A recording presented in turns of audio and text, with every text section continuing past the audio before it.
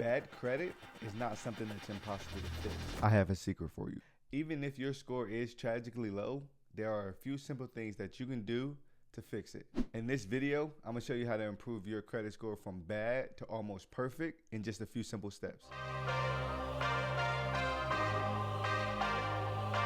Yo, what's up? This is Brandon, the Simple Finance Guy.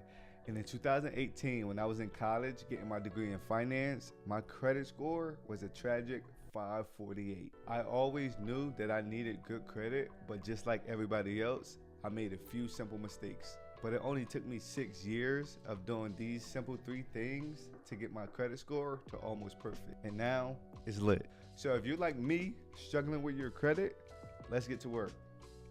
Let's go. So before we get started, the first thing that you need to do is know what's on your credit. So there's a few simple ways that you can figure out what's actually on your credit. You don't have to pay for it. You don't have to subscribe to another app.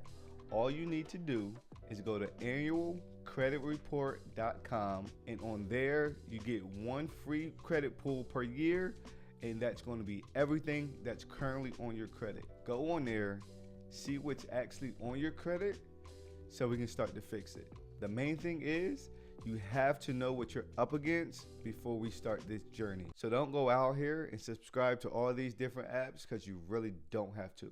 Go to annualcreditreport.com and it's going to tell you everything that you need to know. So after I figured out what was actually on my credit, I just focused on these 3 things. Payment history, which accounts for 35% of your overall score. Amount of debt, aka credit utilization, which accounts for 30% of your overall score. And length of credit history, which accounts for 15% of your overall score. So these 3 categories are going to account for 80% of your overall credit score. So back in 2018, I believe I had 3 bad marks on my credit. It was 2 collections, and then it was my first credit card that I never paid.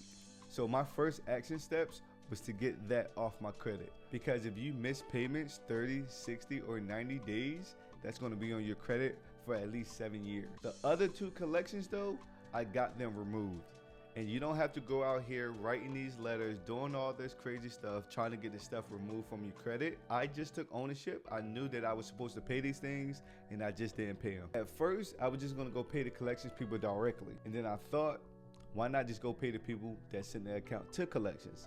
And I'm glad I did this, because when I paid the balance, they removed it entirely from my credit. I didn't even have to ask them to remove it, because when I paid them, they let the collections people know that the account was paid in full and it was removed off my credit anyway. So it was as if that never happened at all. And I'm glad I did this. For the second collection, it was for cable bill that I never paid. Unfortunately, I couldn't go to Comcast to pay it, so I just paid the collections people. And when I paid the collections people, the account showed that it was paid.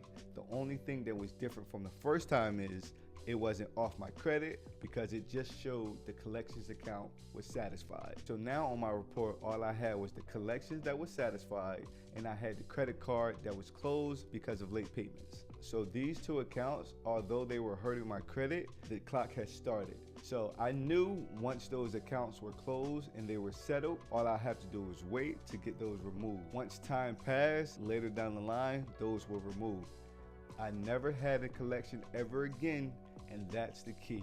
So get the collections off, make sure you settle the accounts so the clock can get started. The second thing I did was I kept my utilization low. So your credit utilization is basically how much of your available credit you're using. So for instance, if I had a credit card with $1,000 limit and I'm using $100, that's only 10% of my utilization. Anytime you're using over 30%, you're looked at as more risky, so your credit score is going to drop. So now all I had to do was keep my utilization below 30% if I wanted to be good, and below 10% if I wanted to be excellent. So for this second step, make sure you're paying down your credit cards and you're keeping your utilization either under 30% or under 10%. And in a later video, I'm going to show you 3 things that I did to lower my credit utilization. And for this third thing, make sure you're keeping all of your old accounts open. So the longer they're open and in good standing, that shows the credit agencies that you're dependable, so that's going to increase your credit score. So the key is start building now, because as soon as you open that first credit account, whether that's a car, whether that's student loans, whether that's a credit card, the clock starts and it starts to help your score. because the longer you have it open, the better your score is going to be. One thing you do not want to do is close an old account that has a lot of payment history, because as soon as you close that account, all that payment history is going to go away. Opening new accounts does drop your average age of credit, but as time goes on, you're going to see your actual credit score improve. So that's it, man. If you do these 3 things and you're consistent and patient, you'll have a score of 750 plus before you even know it. So if you like this video, make sure you hit that like and subscribe button, because I'm gonna be dropping more videos soon about all things finance, but I'm just keeping it simple. Peace.